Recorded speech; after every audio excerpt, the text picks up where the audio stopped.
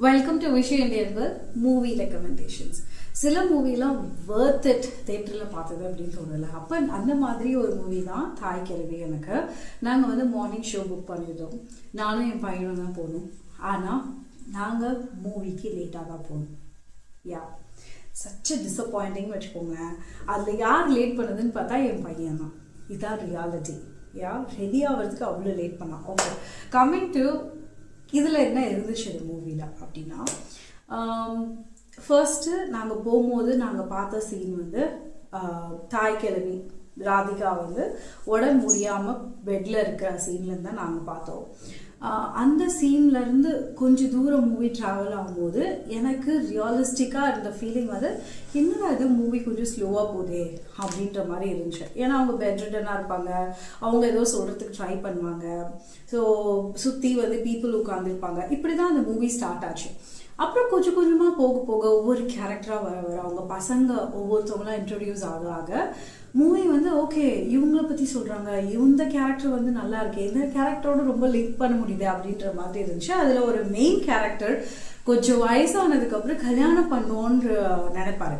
இந்த மூவியில் வர கேரக்டர்ஸ் ரியல் நேம்ஸும் சரி, மூவியில் கொடுத்துருந்த நேம்ஸும் சரி எனக்கு ஞாபகம் இல்லை. நீங்கள் பார்க்கும்போது உங்களுக்கு புரியும் அவர் ஏன் அப்படி ஃபீல் பண்ணுறாரு அப்படின்றத போக போக கதையில் சொல்லுவாங்க. ஸோ அதில் வந்து ரொம்ப ரியலிஸ்டிக்காக ஒரு மென்னோட ஃபீலிங் வந்து ப்ரிட்ரே பண்ணியிருக்க மாதிரி எனக்கு ரொம்ப கனெக்டிவாக தோணுச்சு.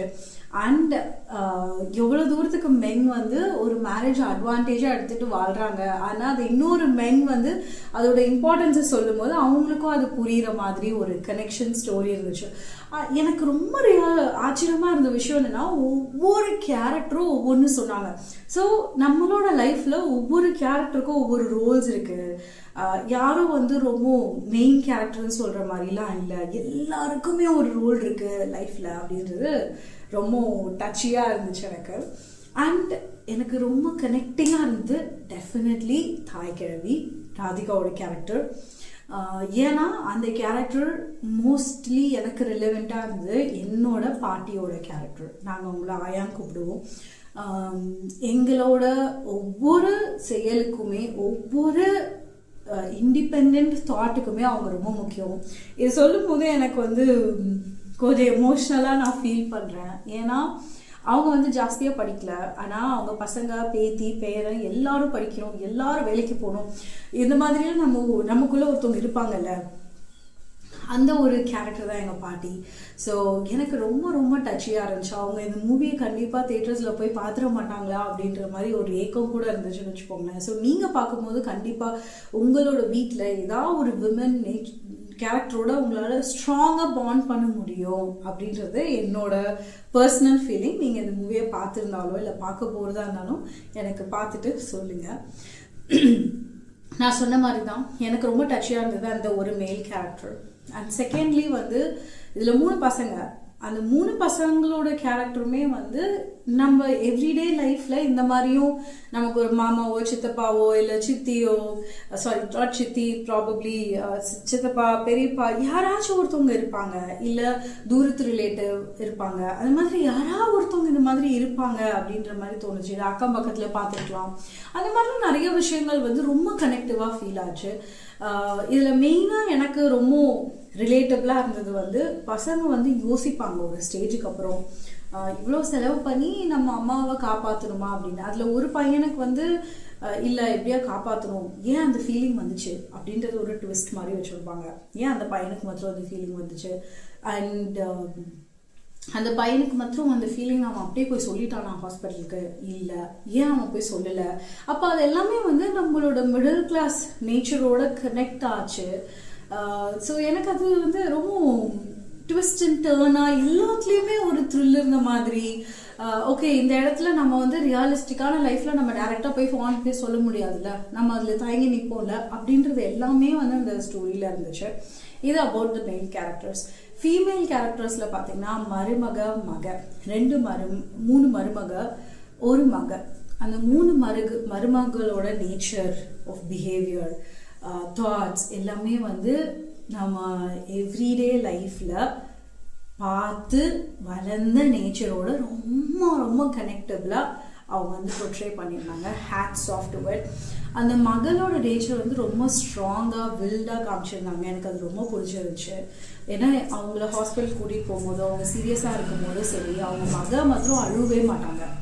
எனக்குமே அது ஒரு கொஷனாக இருந்துச்சு, என்ன இந்த மகளை அழுகுற மாதிரியே காமிக்கல அப்படின்னா அந்த ஒரு நேச்சரை வந்து ரொம்ப ஸ்ட்ராங் வில்டாக காமிச்சிட்டு அதுக்கப்புறம் அவங்க ஏன் இப்படி ஸ்ட்ராங்காக இருக்காங்கன்றத ஒரு இடத்துல வந்து சொல்லுவாங்க.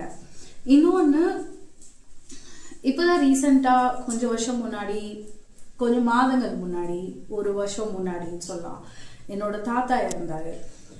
அப்போ வந்து அவர் இறக்கிறதுக்கு அந்த ஒரு 3-4 months முன்னாடி நான் அவங்க கூட இருந்தேன். அவர் பட்ட கஷ்டத்தெல்லாம் வந்து டெய்லி பார்த்தேன். ஸோ அவர் இறக்கும் போது அவர் நோ லாங்கர் அப்படின்றத என்னால் அக்செப்ட் பண்ண முடியலனாலும் let him be in peace அப்படின்றது எனக்கு தோணுச்சு. அந்த ஒரு சினாரியோவில் என்னால் இந்த மூவியை கனெக்ட் பண்ண முடிஞ்சிச்சு. அந்த பொண்ணு பேசும்போது எங்கள் அம்மா ரொம்ப கஷ்டப்பட்டாங்க, அவங்களால முடிஞ்சால் வாபஸ் வரட்டும், இல்லைன்னா அவங்க போட்டோம் அப்படின்ற ஒரு வில் பவர். அதுக்கப்புறம் எப்படி அந்த வந்து ஒரு ஸ்ட்ராங் வில்லாக எங்கள் அம்மா வளர்த்தாங்க. அந்த பொண்ணு வந்து ஒரு சினாரியோவில் வந்து அவங்க அம்மா வீட்லேயே இருக்கும்.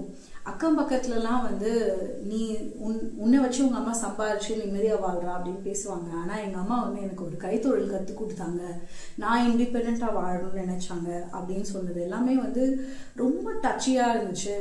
தாய் கிழவி இஸ் ஆல் அபவுட் நீ உன் வாழ்க்கையை வாழு, இண்டிபெண்ட்டாக வாழு, அதுக்கு உனக்கு யாருக்கிட்ட இருந்தும் பெர்மிஷன் தேவையில்லை, சிம்பிளி செட் வாழ்ந்து பார். கண்டிப்பாக every women should definitely watch this. Moreover இந்த விமென்ஸ் டேக்கு இட்ஸ் அ பியூட்டிஃபுல் கிஃப்ட். உங்கள் விமன் ஃப்ரெண்ட்ஸோடு உட்காந்து வாட்ச் பண்ணாலும் it's such a gift. And லாஃப்டருக்கு கம்மியே இல்லை. எனக்கு இன்னொரு சீன் வந்து ரொம்ப டச்சியாக இருந்தது. வந்து அவங்க தாய்க்கிழவி ராதிகாவோட ஒய்ஃப் இறந்துருவாங்க. பசங்கள்லாம் வந்து சொத்து பிரித்து கூட அப்படின்னு கேட்பாங்க. அவங்க ஜாலியாக சாப்பிட்டுட்டே வந்து பக்கத்தில் ஏதோ ஈசல் வருப்பாங்க பக்கத்து வீட்டில். உன் புருஷனுக்கு இப்போ ஈசல் கேட்குதா, என் புருஷன் இறந்துட்டான் அப்படின்னு சொல்லிட்டு ரூடாக கேட்டுட்டு ஒரு கப் எனக்கு கொண்டு வா அப்படின்னு சொல்லுவாங்க. ஸோ நம்மளும் இந்த சொசைட்டியில் நிறைய விஷயங்கள் கன்சியூம் பண்ணுறோம்ல. ஒரு ஹஸ்பண்ட் இறந்துட்டா ஒய்ஃப் எப்படி பிஹேவ் பண்ணோன்றதுலேருந்து இந்த சொசைட்டி வந்து கிரவுண்ட் பண்ணி வச்சுருக்கு, ட்ரில் பண்ணி வச்சுருக்கு. அதுலேருந்து எல்லாம் கொஞ்சம் வித்தியாசமான ஒரு சீன் அப்படின்னு நான் சொல்வேன். நான்லாம் விசில் அடித்து பார்த்தேன் அந்த சீனை. ஏன்னா இட் அவுட்ஸ்டாண்ட்ஸ் சர்டன் ஃபீலிங்ஸ் அப்படின்னு எனக்கு தோணுச்சு. அப்புறம் எல்லாரும் சொத்து பிரித்து கொடுன்னும் போது ஸ்டபனாக வந்து நின்று நான் ஒவ்வொரு பைசாவையும் சேர்த்தேன், நான் என் புருஷனோட சாப்பாடு என்னோட சொத்தை நான் வாழ்வேன், நானே வாழ்வேன் எல்லாத்தையும் வச்சு அப்படின்னு ஒரு வாய்ஸ். இது எல்லாமே வந்து எனக்கு நான் 1 time வாட்ச் தான் பண்ணியிருக்கேன். எனக்கு அந்த லைன்ஸ்லாம் கரெக்டாலாம் ஞாபகம் இல்லை, ஆனால் எனக்கு வாவ் அப்படின்ற மாதிரி இருந்துச்சு. ஒவ்வொரு பெண்ணுக்குமே இது வேணும் அப்படின்னு தோணுச்சு. கடைசியாக அவங்க கொடுக்குற ஒரு மீனிங்ஃபுல் தாட், பெண்ணோட சுதந்திரம் வந்து அவகிட்ட தான் இருக்குது, அவளோட நேச்சரில் தான் இருக்குது அப்படின்றது எனக்கு ரொம்ப பிடிச்சிருந்துச்சு. அண்ட் எப்போவுமே மோஸ்ட்லி நான் பார்த்துருக்கேன், கேட்டிருக்கேன், விமன்னாலே வந்து அழகு, ஜுவல்லரி இதுக்கெல்லாம் வந்து ரொம்ப அட்ராக்ட் ஆகுவாங்க. இந்த பொண்ணு வந்து அட்ராக்ட் ஆகாமல் கடைசி வரைக்கும் தள்ளி நின்று அந்த சுகத்தெல்லாம் மீறி நான் வந்து இண்டிபெண்ட்டாக இருக்கிறது ஒரு சுகம் அப்படின்றத இந்த சினிமாட்டோகிராஃபியில் அவங்க எப்படி காமிச்சிருக்காங்கன்றது it's a worth watch. Yeah. And எனக்கு இன்னொரு வரி ரொம்ப பிடிச்சிருந்தது வந்து இந்த கிராமத்திலேயே வந்து பெண் மேலே ஒரு சொத்து என்ன சொல்கிறது ரெஜிஸ்டர் ஆயிருக்கு அப்படின்னா அது இந்த வீடு தான் அப்படின்னு தாய்க்கல்வியான அப்படி அடித்து சொல்லுவாங்க பாருங்க. That was awesome. அதுவுமே வந்து என்னோட பாட்டியோட என்னால் ரொம்ப ரிலேட் பண்ண முடிஞ்சிச்சு. ஏன்னா எனக்கு தெரியல எத்தனை முன்னாடி தலைமுறையெல்லாம் வந்து பெண்ணோட பேரில் ஐ மீன் அவங்களோட விமன்ஹுட்டில் அவங்க ரெஜிஸ்டர் பண்ணி சொத்து வச்சுருந்தாங்கன்றது எனக்கு தெரியாது. ஆனால் எனக்கு இன்னும் ஞாபகம் இருக்குது, சின்ன வயசில் ஏதோ ஒரு கான்வர்சேஷனில் கேட்கும் போது இந்த வீடு யார் பேரில் இருக்குன்னா பாட்டி பேரில் இருக்குன்னும் போது எனக்கு வந்து வாவ் அப்படின்ற ஒரு ஃபீல் இருந்துச்சு. அந்த ஃபீல் எனக்கு வாபஸ் வந்து தாய்க்கிழமை கொடுத்துச்சு. இட் வாஸ் வண்டர்ஃபுல் வாட்சிங் இட். கண்டிப்பாக வாட்ச் பண்ணுங்கள். Wishing you all a very happy women's day.